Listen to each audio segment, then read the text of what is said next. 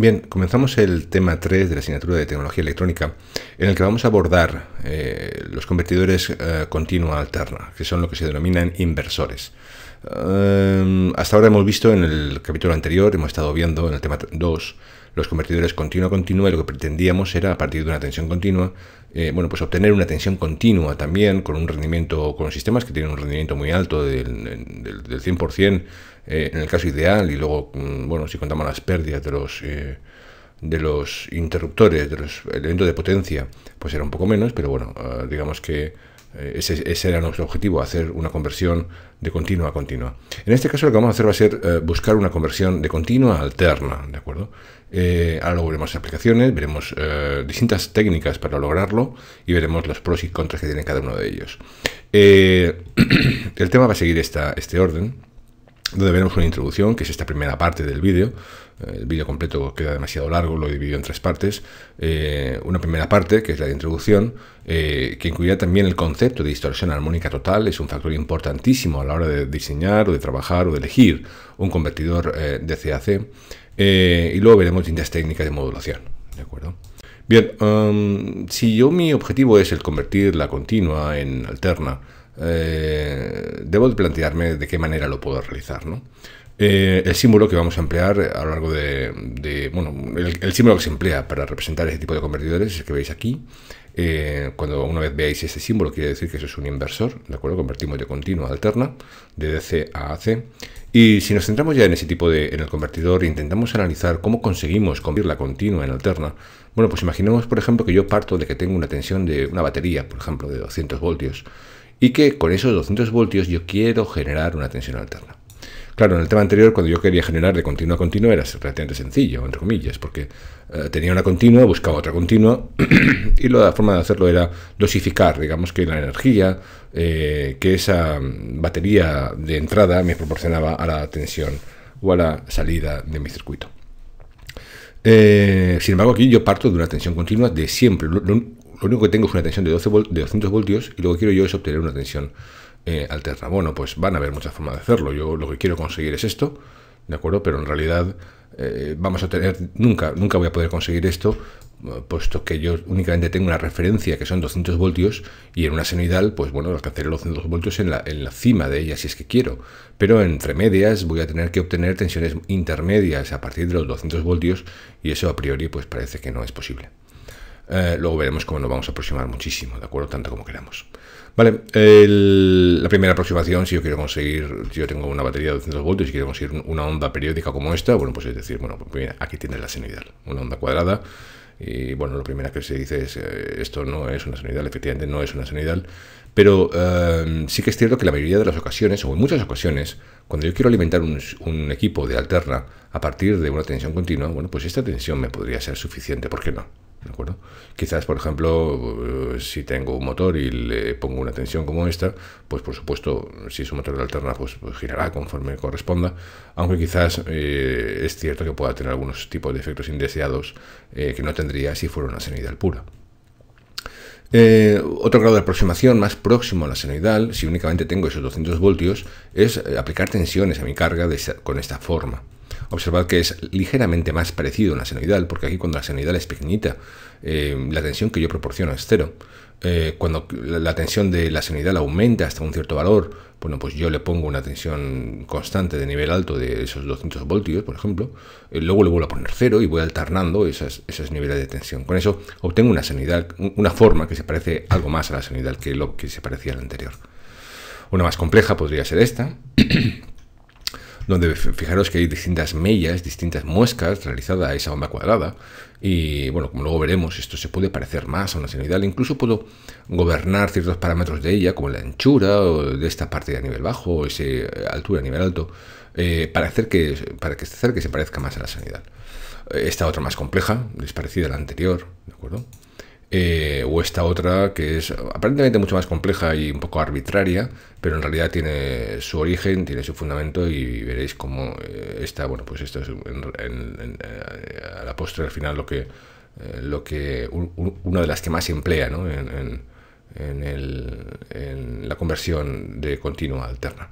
Esta de aquí es la que se denomina señal modulada en anchura de pulso, ¿de acuerdo? O técnica PWM, de Pulse Width Modulation. Bien, ¿cómo genero en cualquier caso esa onda cuadrada? Bueno, pues lo vamos a generar a partir de unos interruptores, en el cual yo voy a conmutar esta batería de 200 voltios de formas distintas para obtener esa tensión de alterna. Hemos visto distintas formas, esta aquí es la senoidal, hemos visto la cuadrada y distintas alternativas.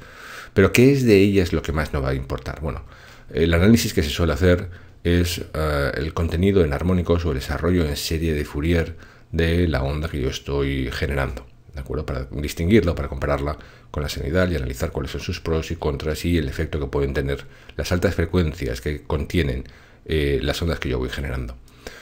Una onda senoidal, por ejemplo, se dice que tiene, bueno, pues se representa de esta manera. Luego veremos la representación, que es lo que quiere decir de esta gráfica, en el que estamos diciendo que únicamente tiene un armónico.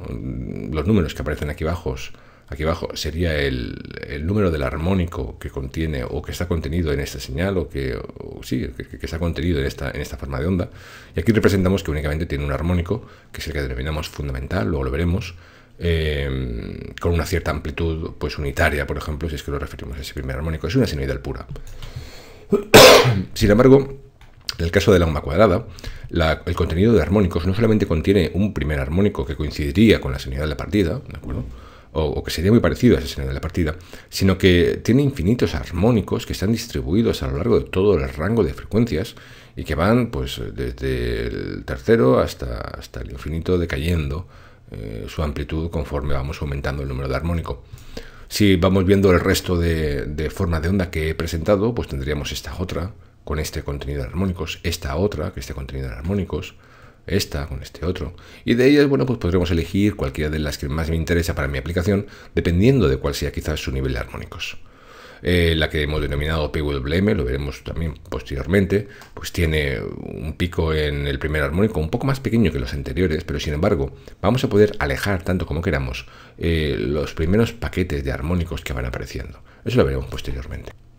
Bien, ¿cómo genero yo esa onda cuadrada o esa onda mellada o esa onda con esas muescas que veíamos antes, o incluso la PWM? Bueno, pues esta es tan sencillo como esta estructura.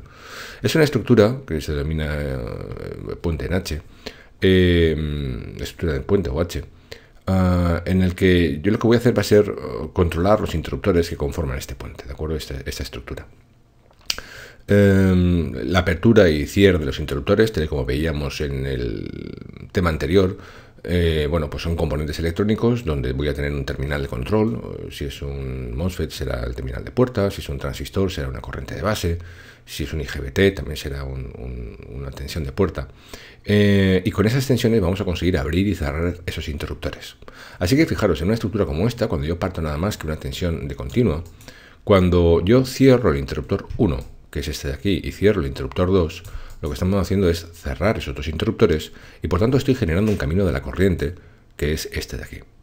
Y si os fijáis, la diferencia de tensión que aparece en V sub 0 es precisamente la tensión V sub C. Esto es, estamos aplicando a la carga la tensión V sub DC. Del mismo modo, si en vez de cerrar yo esos dos interruptores, lo que cierro es el 3 y el 4, los que están marcados en verde en la figura, lo que estamos haciendo es cerrar ese circuito y por tanto, fijaros ahora cómo el menos está conectado con el más, y lo que estamos aplicando en la carga de esa V sub 0 es ahora menos V sub DC. Si por el contrario lo que hago es que cierro el 1 y el 3, estamos cortocircuitando la carga en realidad, ¿de acuerdo? Y la tensión que tengo aplicada en la carga en este momento es 0. De este modo es como consigo yo cerrar o aplicar una tensión 0 en la carga a pesar de tener una tensión VDC alimentando toda la estructura. Si yo lo que hago es que cierro la 4 y la 2, lo que estoy haciendo es aplicar también una tensión de 0 voltios y por tanto poner una tensión de 0 voltios en la carga. Vale, evidentemente hay dos cosas que no puedo hacer, y es el cerrar, por ejemplo, el 1 y el 4, o cerrar el 3 y el 2. Eso no puedo hacerlo. O sea, si en la misma acción yo cierro el 1 y el 4, lo que estoy haciendo es un cortocircuito de la fuente de alimentación. Y eso no debo hacerlo por motivos obvios. Lo mismo ocurre si cierro el 3 y el 2. O sea que, digamos que de otra manera, el control del interruptor 3 y el 2 deberá ser alternativo. O abro o cierro uno, pero nunca los dos. Y lo mismo ocurre con el 1 y el 4. Podré abrir uno, podré abrir el otro, pero nunca podré cerrar los dos. Bien.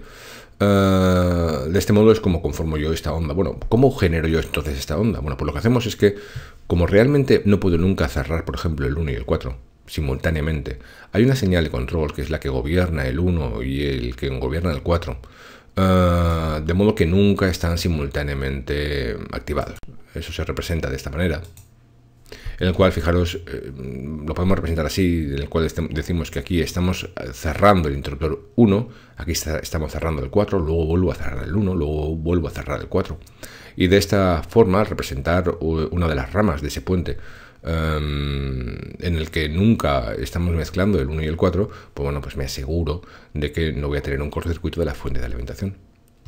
Por ello motivo, lo que hacemos es que si además de alternar este cierre, alterno el de la otra rama de esta otra manera, de forma inversa, fijaros, en cruz, lo que estamos haciendo es que cuando estamos precisamente en este margen, en S1 y S2, estamos cerrando estos dos interruptores y por tanto poniendo, como representa aquí, una tensión de VDC en la carga. En el segundo intervalo, si cierro 3 y 4, estamos poniendo una tensión negativa, como he visto antes, en la carga, y tenemos la parte negativa de la onda cuadrada. Y el resto ya, bueno, pues ya repetir lo mismo. Y ahí lo mismo.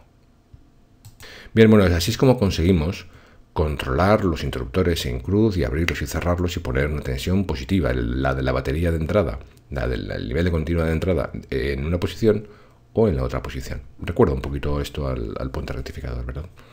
Bien, si ahora la pregunta que podemos hacernos es, bueno, ¿y cómo es de complejo, ¿no?, el controlar los interruptores para conseguir que en algunos momentos tenga una tensión de 0 voltios? Pues es muy sencillo, basta con decalar. Esto es, la electrónica de control, la electrónica digital que gobierna estas dos líneas y hace 1, 4, 1, 4 y 2, 3, 2, 3, lo que hacemos es que la decalamos ligeramente en el tiempo, generamos un espacio común a ellas, ¿de acuerdo?, de decalaje, y lo que obtenemos es, voy a añadir aquí el 4 y el 2, que son los que me faltan para completar la serie, y lo que conseguimos con esto es precisamente la onda que tenéis aquí arriba. Así, fijaros que en este modo, cuando estamos en este instante de tiempo, estamos cerrando el 4 y el 2, estamos cerrando aquí abajo, tenemos 0 voltios en la carga. En el siguiente intervalo de tiempos tenemos el S1 y el S2 cerrado, estamos aplicando VDC. En el siguiente intervalo de tiempo estamos cerrando 1 y 3 y por tanto aplicando 0 voltios. En fin, y así al final. Bien, pues esto es la explicación de todo este bloque de aquí, de cómo funciona y de cómo controlar esos interruptores. Parámetros relevantes de los convertidores, pues por ejemplo, fundamentalmente la frecuencia. Yo quiero generar una senoidal, ¿de acuerdo? La senoidal no tiene por qué ser de 50 Hz, depende de cuál sea mi aplicación, me hará falta una mayor o una menor frecuencia, o incluso una frecuencia variable. Cuando ponía el tema anterior, o en la introducción, el tema de de la serie 4300 de unidades de metro de Boslo, el motor asíncrono trifásico, que es el que lleva la parte motriz de esas unidades de metro, para regular su velocidad, lo que hacemos es, o lo que se hace es cambiar la frecuencia de la tensión que le estoy aplicando, de modo que cuanto más frecuencia, de modo que cuanto mayor sea la frecuencia con la que alimento ese motor trifásico de tracción del motor, más rápido va a ir la unidad de metro, y cuanto más baja sea la frecuencia, más lento va a ir. También me interesa controlar, o me puede interesar controlar, la tensión eficaz de la senoidal que yo estoy generando. No tiene por qué ser una senoidal como hemos representado en todas las gráficas anteriores de amplitud constante. Quizás me interesa regular esa amplitud. En el caso, por ejemplo, de la unidad de metro, se suele hacer que en el control de los motores asíncronos trifásicos, donde la velocidad la gobernamos con la frecuencia de la unidad con la que estoy alimentando, también suele ir parejo, hasta cierto punto, la tensión eficaz con la que alimento, de modo que el ratio tensión-frecuencia suele ser una constante. Por último, hablaremos también del DAT, lo que se llama la distorsión armónica total de la tensión senoidal que estoy generando. Va a ser una medida de el cómo de poco se parece lo que yo obtengo a una senoidal. Cuanto mayor sea, menos se va a parecer a una senoidal. ¿de acuerdo? Lo veremos a continuación. En otras aplicaciones, bueno, pues principalmente sistemas de alimentación interrumpida, esos sistemas en los cuales cuando hay un apagón tenemos un generador que a partir de un motor de combustión o a partir de otras formas conseguimos generar unas tensiones y bueno, pues o los ordenadores, por ejemplo, esos equipos que tenemos en los cuales cuando hay un cierto hay un corte de suministro eléctrico a partir de las tensiones continuas de unas ciertas baterías, lo que hacemos es que generamos una tensión alterna para sustituir a la red eléctrica. El control de máquinas eléctricas de alterna, que es lo que acabo de explicar con el tema de las unidades de metros de la serie 4300 de Boslo. Generación también de energía fotovoltaica, bueno, más que generación de energía fotovoltaica, la transformación de la energía fotovoltaica producida por los paneles solares, que suelen ser tensiones, bueno, suelen ser no, son tensiones continuas. Cuando yo quiero emplear esas tensiones continuas para alimentar equipos de alterna, necesito unos inversores para producir esa tensión alterna, o bien incluso para inyectarla a la red eléctrica y, bueno, pues y suministrar, digamos que apoyar o aportar energía a la red eléctrica. O aplicaciones también, por ejemplo, de calentamiento por inducción. Bien, antes de entrar en las partes siguientes tenemos que abordar un tema que se ha visto en las asignaturas más básicas del título, pero que nos hace falta trabajarlos aquí. Y es que, como hemos visto antes, lo que yo voy a generar no es una senoidal, sino una onda que se parece bien poco a una senoidal. En cierto modo se parece a una senoidal, pero bueno, yo quisiera que fuera una senoidal, pero no lo es. Así que la forma de analizar cuánto se parece la onda que yo genero en alterna a una senoidal se hace a través del desarrollo en serie de Fourier de las tensiones que yo estoy generando. Así que debemos de repasar un poquito la teoría de todo ello.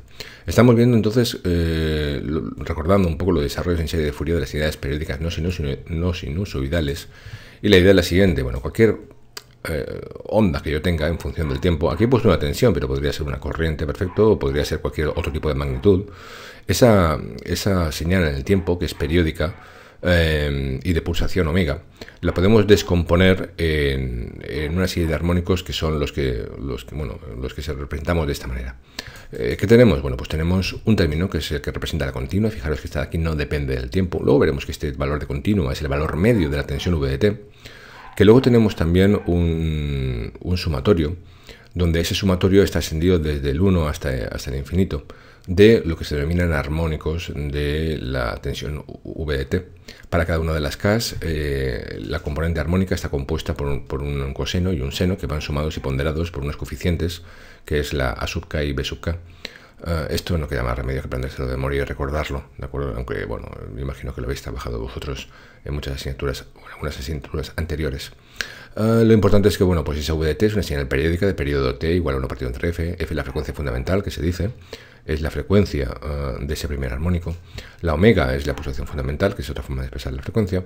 Y cuando hablamos de K, nos referimos al orden del armónico, de tal modo que K por F es la frecuencia del armónico késimo que tenemos en nuestra señal. Bien, esa es una forma de representarlo. Estaba diciendo que eso aquí es la continua. Aquí estamos representando los contenidos, los armónicos de la señal. Esto constituye el armónico K. Esta omega T aquí le he puesto variable base porque en muchas ocasiones nos va a servir como lo vamos a expresar en nuestras integrales en base a las diferenciales de omega T y no a T. Y otra forma de expresar esto es la que viene aquí abajo, y es, en vez de expresarlo, esta creo que no lo trabajáis tanto en otras asignaturas, pero la idea es muy sencilla. Para cualquier K, yo tengo aquí la suma de un coseno y de un seno multiplicado o ponderado por dos coeficientes desconocidos, una A sub K y una B sub K. Eso para una K concreto. La suma de un coseno más un seno multiplicado por los coeficientes cualesquiera, los dos de la misma frecuencia, los puedo expresar como un solo coseno de esa misma frecuencia más un desfase. ¿De acuerdo?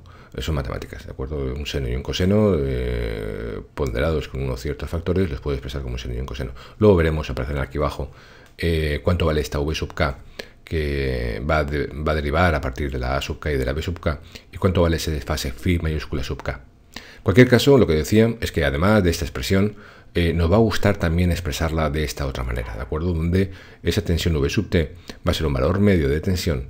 Esa V sub 0 va a ser un medio de A sub 0. Y luego un sumatorio de armónicos Aquí lo tenemos expresados en cosenos y aquí los tenemos expresados en senos de esta otra manera, ¿de acuerdo? Son dos formas equivalentes de expresarlo.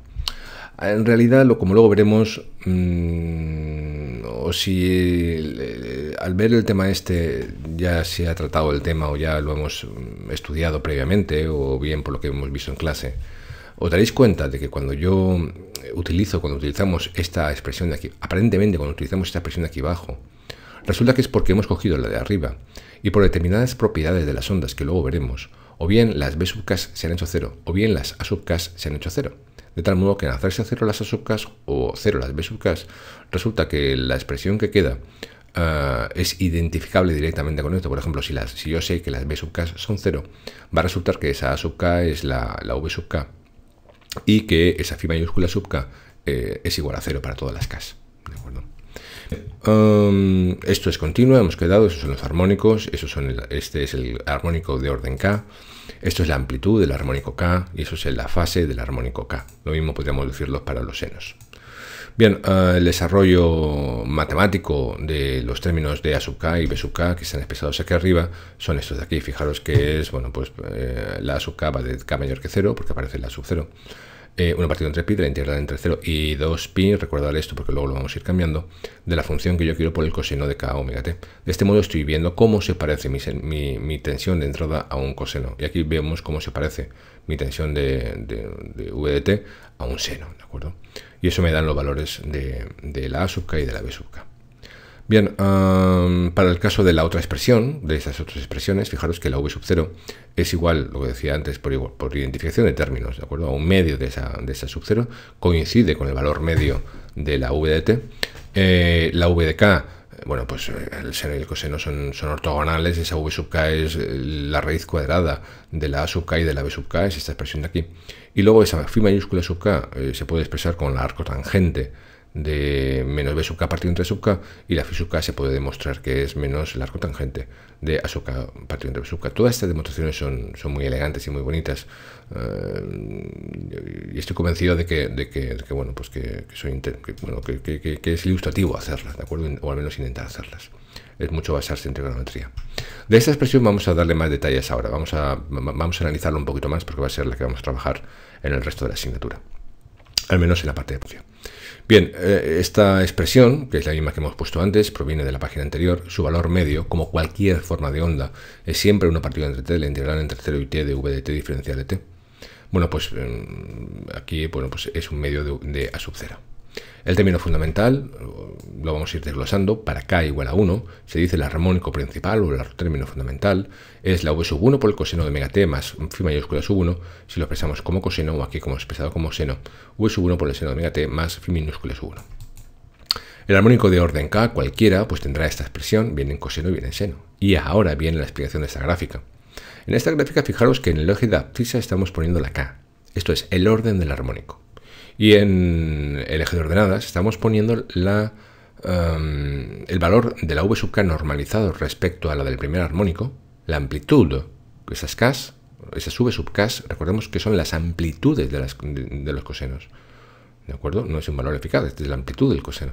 Y aquí estamos representando la v sub k partido entre la v sub 1. Por eso aquí aparece una barra que siempre mide 1, ¿de acuerdo? Y luego aparecen pues un conjunto de armónicos, aparecerá el séptimo armónico, el 3 parece que es 0, quizás no sea 0, quizás es que sea muy pequeño, decaen exponencialmente muchas veces, y aquí quizás sea tan pequeño que apenas llega a dibujarse. Bueno, pues existe un séptimo armónico, o quizás no, quizás la propiedad de las ondas resulta que eso. Por lo que estoy viendo en este desarrollo, por ejemplo, que tiene una cantidad de armónicos, lo más probable es que todos los armónicos pares sean iguales a 0, por la propiedad que tenga esa onda, luego lo veremos. Pero bueno, en fin, que tenemos un armónico noveno, un armónico 11, un 13, un 15, un 17, y todos ellos sumados y multiplicados por su... O sea, si yo me cojo los cosenos, y lo sumo con la amplitud que tengo aquí indicada, y para las frecuencias de 7 frecuencia fundamental, 9 frecuencia fundamental, 11 frecuencia fundamental, etcétera, lo que voy a hacer es recomponer, si hiciera ese sumatorio, las formas de onda originales que tenía, esa v de t original. Bien, importante también, el valor eficaz de los armónicos, como el armónico k tiene una amplitud de v sub k, el valor eficaz de ese armónico, bueno, pues como cualquier senoidal o cualquier cosenoidal, es v de k partido entre raíz de 2. Eso lo tenemos que recordar también.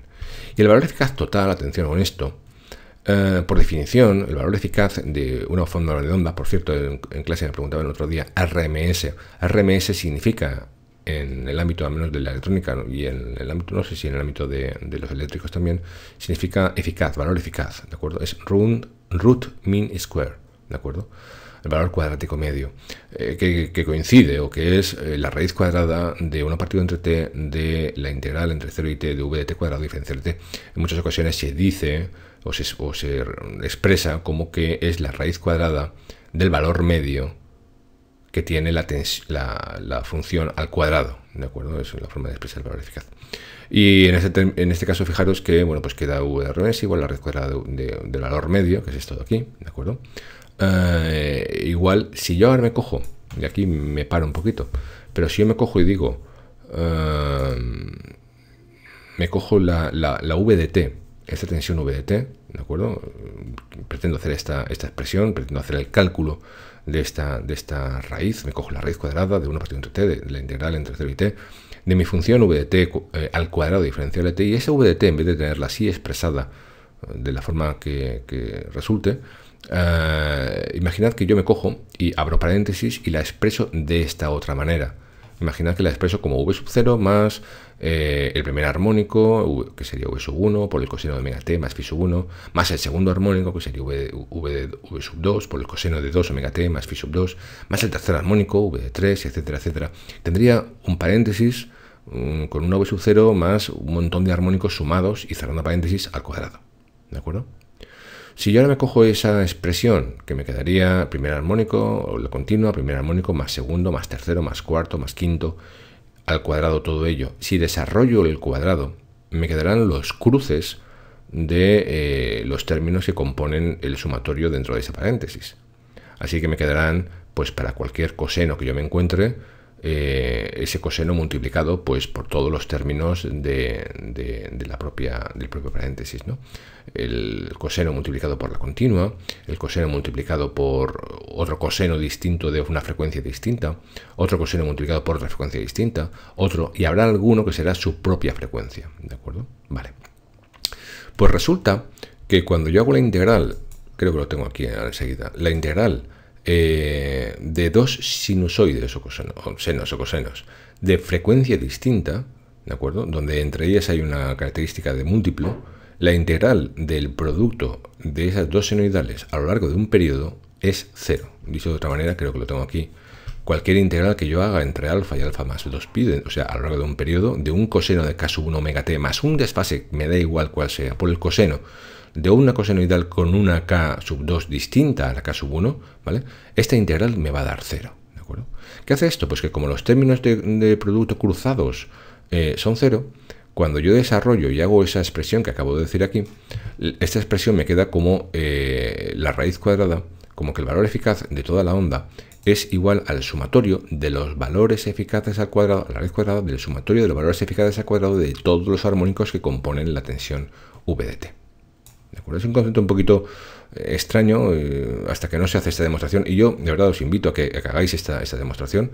Es tan sencilla como cogerse esta integral, coger el coseno de la suma, desarrollar el coseno de la suma en sus dos términos, ¿de acuerdo?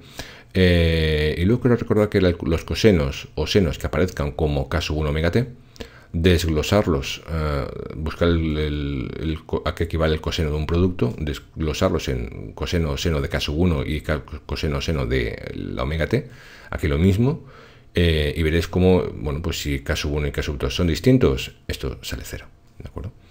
En definitiva, lo que hay que recordar, y es que el valor, si queréis, la raíz esta cuadrada, la pasamos aquí y lo veremos como cuadrado, el valor eficaz al cuadrado de una forma de onda es igual al sumatorio de los cuadrados de los armónicos que componen esa forma de onda, incluyendo el de continuo y el armónico fundamental.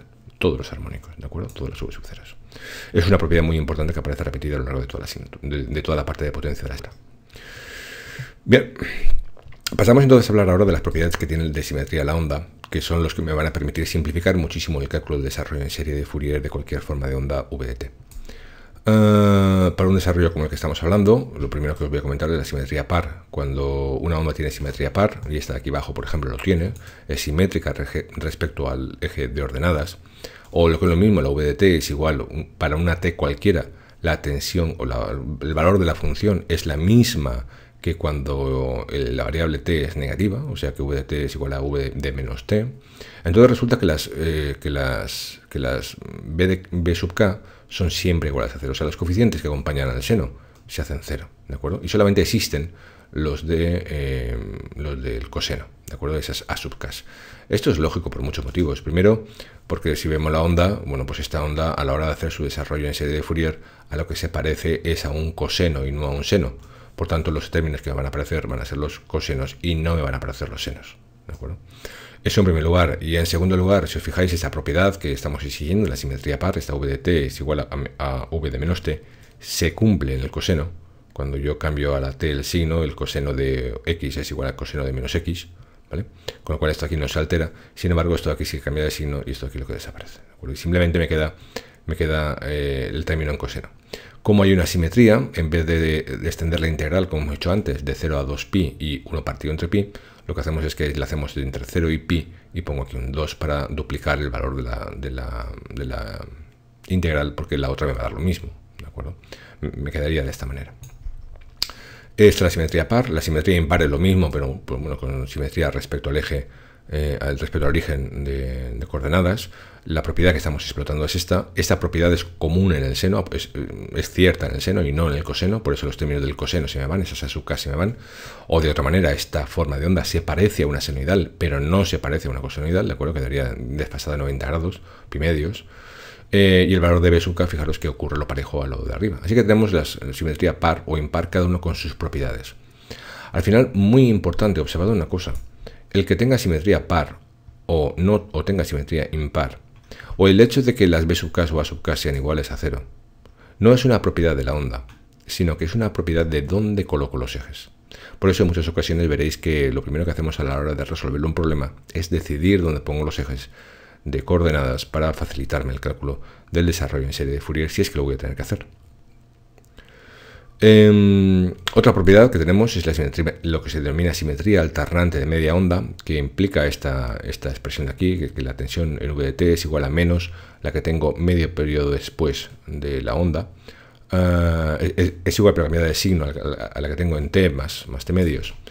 Y es muy sencillo de ver. Vamos a ver, lo que si se cumple esto, ¿de acuerdo? Si se cumple la simetría alternante de media onda, la propiedad que tengo yo para disfrutar de ella y evitarme cálculos es que los términos, tanto los a's como las b's sub k, son 0 cuando la k es par, ¿de acuerdo? Es por esa simetría alternante. ¿Cómo reconozco yo una simetría alternante? Bueno, a mí al principio me mareaba bastante ver esta expresión, pero es muy sencillo. Imagina que tenemos una forma de onda como esta, y para saber si tengo simetría alternante, lo único que tengo que hacer es primero hacer la imagen especular o girarla en torno al eje de abscisas, con lo cual tendría esta de aquí. Y ahora lo que le hago es que a esa nueva imagen o esa nueva forma la desplazo t medios. Y si la desplazo t medios y veo que coincide con la señal original, con la original, es que tengo simetría alternante de media onda y por tanto puedo disfrutar de este hecho, ¿no? De que las a sub k y b sub k son 0 cuando la k es par. Bien, otro detalle importante. La simetría par o impar que hemos visto antes son exclusivas. Dado una forma de onda, o tiene simetría par o tiene simetría impar, ¿de acuerdo? O no tiene ninguna, también podría ser. Sin embargo, la simetría alternante de media onda puede compartirse sin problemas, quiero decir, podemos encontrarnos con formas de onda que tengan simetría par y tengan simetría impar, ¿de acuerdo? Pero, que tengan simetría par y tengan simetría alternante de media onda, o que sea simetría impar y también simetría alternante de media onda. Cuando se conjugan estas dos propiedades, lo que ocurre, esas dos propiedades de simetría, es que podemos emplear o disfrutaremos de las dos propiedades de cada una de ellas. Me explico. La simetría alternante de media onda, cuando tengo una onda que es simétrica alternante de media onda y que además tiene simetría par, se dice entonces que tenemos simetría de cuarto de onda par. Del mismo motivo, cuando tenemos simetría alternante de media onda y simetría impar, decimos que tenemos simetría de cuarto de onda impar. En esos casos, cuando yo, por ejemplo, tengo simetría alternante de media onda y simetría par, lo que ocurre es que la onda que me queda es una simetría de cuarto de onda par y las propiedades que tienen es la conjunción de las dos. Fijaros que por la simetría par tengo la B sub k iguales a 0, en la simetría de cuarto de onda par las B sub k son iguales a 0, para todo k mayor o igual que 1, y además disfrutamos de la de simetría alternante de media onda, o sea que todas las sub k, que son las restantes, son 0 para las k pares. Y lo que me queda al final es esta expresión de la A sub k, que solamente serán ciertas para las pares, donde ahora, al tener simetría de cuarto de onda, la integral puede definirse nada más que entre 0 y pi medios, un cuarto de onda, y aparece ese 4 que multiplica el valor de esta integral por los 4 para completar el periodo completo. ¿De acuerdo? Por el mismo motivo, si lo que tengo es una simetría impar y una simetría alternante de media onda, tenemos una simetría de cuarto de onda impar y las propiedades, bueno, pues lo mismo. ¿De acuerdo? La sub k en este caso es igual a 0. Para una k mayor o igual que a 0, y las b sub k son iguales a 0 para k par, y lo único que me queda son las b sub k para las k impares, quedándome esta expresión de aquí. Bien, cambiando de tema, lo que nos interesaba a nosotros también decíamos que era cuando yo generaba una onda cualquiera con un convertidor, con un inversor, con un convertidor DC-AC, era evaluar cómo se parecía mi onda a una senoidal. Para ello lo que empleamos es el concepto de distorsión. Cuando yo tengo un espectro, un desarrollo en serie de Fourier de esta manera, diciendo que mi primer armónico vale esto y el resto de armónicos tienen esta amplitud, lo que debo tener claro es que mi propósito, lo que yo quiero, es esta senoidal de aquí. Es esta de aquí, es mi armónico fundamental. El resto son armónicos, cosas que han sido producto de cómo he fabricado esa tensión alterna y que en principio podría no desearlos o querría no desearlos. Bueno, pues esto es lo que yo quiero, hemos quedado, y a esto vamos a representarlo gráficamente con ese símbolo, ¿de acuerdo? Es lo que no queremos, ¿vale? La medida de distorsión la realizamos de la siguiente manera. Cuando yo me cojo la VDT y de esto compongo en armónicos, será la expresión esta, o es el primer armónico. Vamos a suponer en todo el estudio, atención, que el valor medio de la onda que generamos es 0, y esto va a ser mayoritariamente así, puesto que generamos tensiones alternas.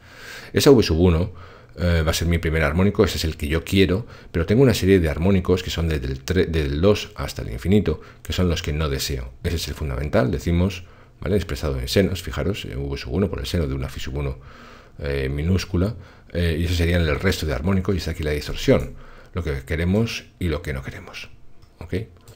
Bien, recordamos también que por lo que hemos comentado antes, de que el valor eficaz al cuadrado de la forma de onda, de la onda que yo tengo, es igual al valor, a la suma de los valores eficaces de todos los armónicos que componen la tensión VDT. La puedo expresar de esa manera: la tensión, el valor eficaz al cuadrado, ¿de acuerdo?, de mi onda, la del primer armónico y luego la del resto de armónicos, la de la distorsión. Esto en realidad lo que sería el sumatorio de la V2 eficaz al cuadrado más la V2 sub 3 más la esta distorsión quedaría como, pues eso, como la V2 al cuadrado RMS más la V3 al cuadrado RMS más, en fin, todos los RMS, todos los valores eficaces de las V sub k que no son las del primer armónico. Eso sería esto.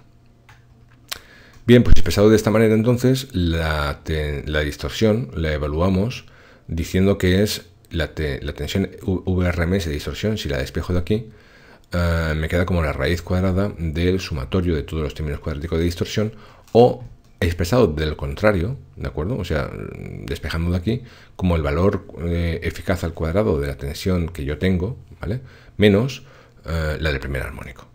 ¿Ok? Vale. Pues con esto lo que hacemos es que definimos la distorsión armónica total, expresado en tanto por cien, multiplicándolo por 100, como el valor de lo que no quiero, dividido entre el valor del primer armónico, que es el que quiero. ¿Ok? Esto, si aprovechamos la expresión que hemos puesto aquí arriba, de que la distorsión RMS es la raíz cuadrada de la tensión que yo tengo menos la del primer armónico, esta expresión la puedo convertir en esta otra. Bueno, que en muchas ocasiones, fijaros que al desaparecer el cálculo de la distorsión, del valor eficaz de la distorsión, me basta con obtener la tensión eficaz de mi tensión de entrada o mi tensión V sub t, y obtener el primer armónico para obtener cuál es el valor de esta distorsión total.